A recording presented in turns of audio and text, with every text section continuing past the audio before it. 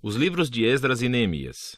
Na maioria das Bíblias modernas, esses livros são separados, mas essa divisão aconteceu muito tempo depois de terem sido escritos. Originalmente foi um trabalho só, escrito por um único autor. A história se passa depois que os babilônios destruíram Jerusalém e o seu templo e levaram muitas pessoas para o exílio. E a história desse livro começa cerca de 50 anos depois e conta o retorno de alguns israelitas a Jerusalém, e o que aconteceu quando eles reconstruíram a cidade e as suas vidas lá. Especificamente, o livro se concentra em 3 líderes-chave que guiaram os esforços de reconstrução. Você tem Zorobabel, depois Esdras e depois Neemias. E o conceito do livro se concentra nos esforços de cada líder.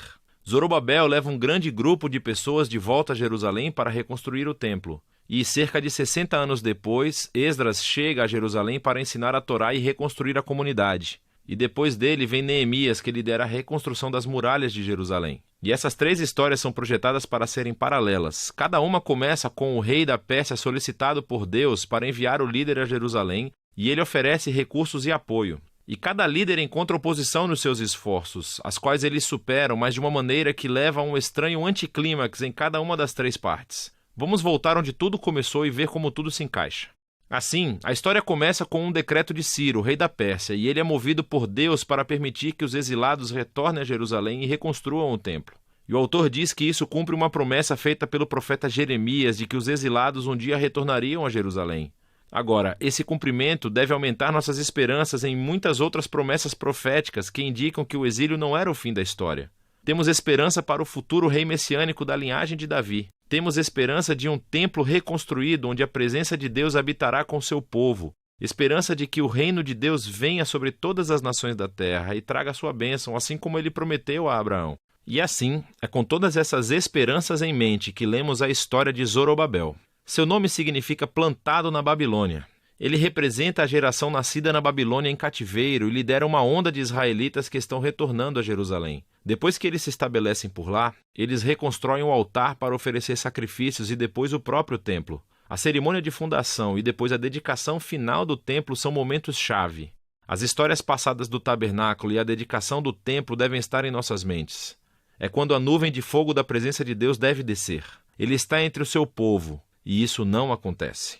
E assim, enquanto pessoas estavam felizes com esse novo templo, os anciãos que tinham visto o templo anterior de Salomão clamam em pesar. Não é nada como o passado glorioso que tiveram, ou as suas esperanças para o futuro. E é aqui que temos a primeira história de oposição, e é muito estranho. Assim, os netos dos israelitas que não foram levados para o exílio tinham estado vivendo em Jerusalém o tempo todo, e vêm para oferecer ajuda na reconstrução do templo. E Zorobabel recusa. Ele diz: vocês não fazem parte do nosso templo. E isso, claro, gera um conflito que Zorobabel supera. Mas é muito estranho porque os profetas previram que as tribos de Israel se reuniriam juntamente com todas as nações para participar da adoração do Deus de Israel quando o reino finalmente chegasse. Então esse é um momento anticlimático, para dizer o mínimo. Na próxima sessão avançamos cerca de 60 anos e conhecemos Esdras. Ele é um líder entre os israelitas exilados na Babilônia. Ele é um estudioso da Torá e um professor, e então é nomeado por Artaxerxes, rei da Pérsia, para liderar outro grupo de pessoas de volta a Jerusalém. E Esdras quer trazer a renovação espiritual e social entre as pessoas. As nossas esperanças são altas, e novamente chegamos a outro momento anticlimático da história. Esdras descobre que muitos dos israelitas exilados que voltaram se casaram com exilados que viviam em torno de Jerusalém. Alguns deles não eram israelitas e quase com certeza alguns deles eram.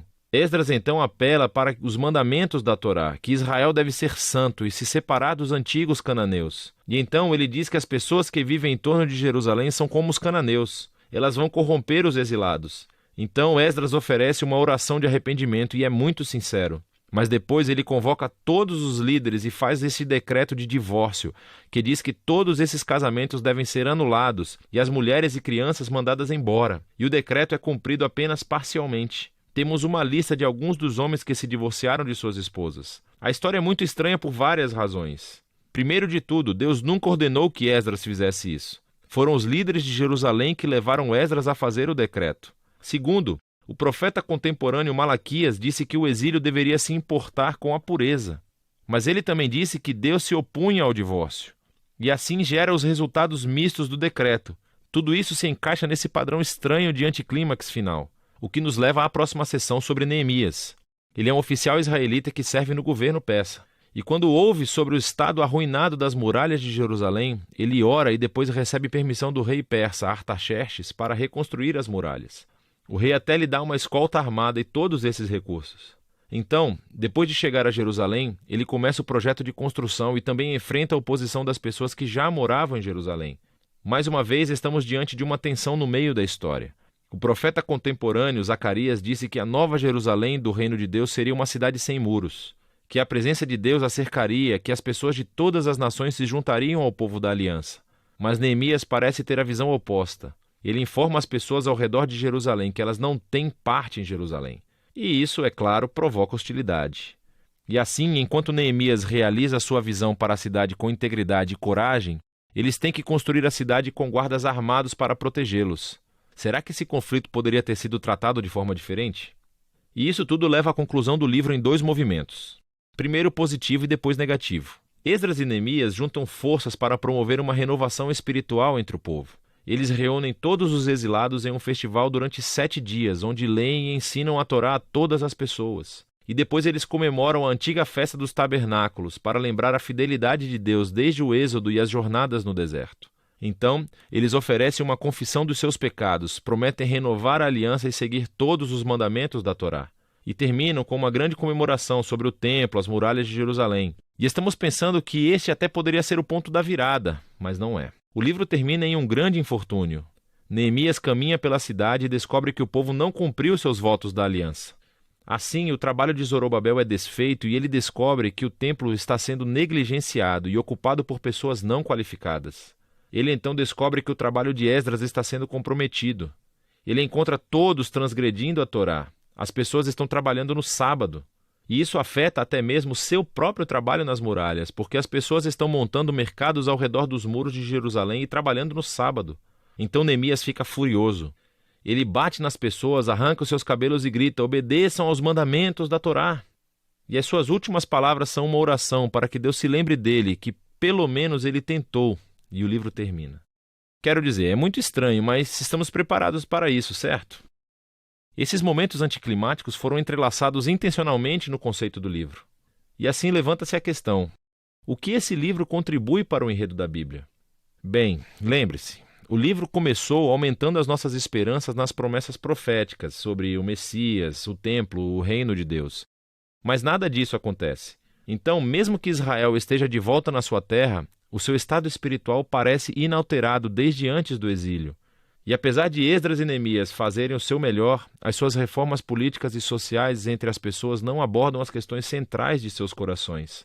Então, esse livro está apontando a mesma necessidade destacada pelos profetas Jeremias e Ezequiel, que o que o povo de Deus precisa é uma transformação holística dos seus corações, se eles algum dia vão amar a Deus e obedecer ao seu Deus. E assim o livro termina de uma forma deprimente, mas obriga você a continuar lendo os livros proféticos para descobrir o que Deus vai fazer para cumprir as suas promessas da grande aliança. Mas por enquanto, esse é o livro de Esdras e Neemias.